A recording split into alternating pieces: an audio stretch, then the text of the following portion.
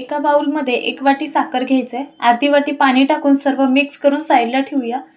बाउलमध्ये अर्धा कप रवा, 2 कप गव्हाचं पीठ घ्यायचं आहे, अर्धा चमचा विलायची पावडर, 4 चमचे तूप टाकायचं आहे, सर्व मिक्स करून घ्यायचं आहे। जे काही साहित्य लागतं खाली डिस्क्रिप्शन बॉक्समध्ये पण देते, नक्की चेक करा।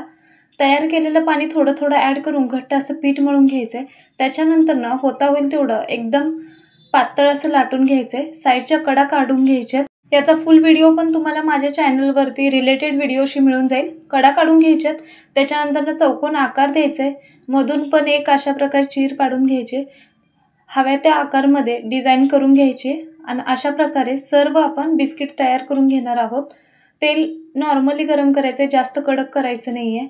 थोडंसं 1-2 मिनिटांनंतर हे परतून घ्यायच्यात। अशा प्रकारे एकदम गोल्डन कलर आला की हे काढून घ्यायच्यात। अशा प्रकारे आपले बिस्किट तयार आहेत। व्हिडिओ कसा वाटला ते नक्की सांगा। व्हिडिओ पाहिल्या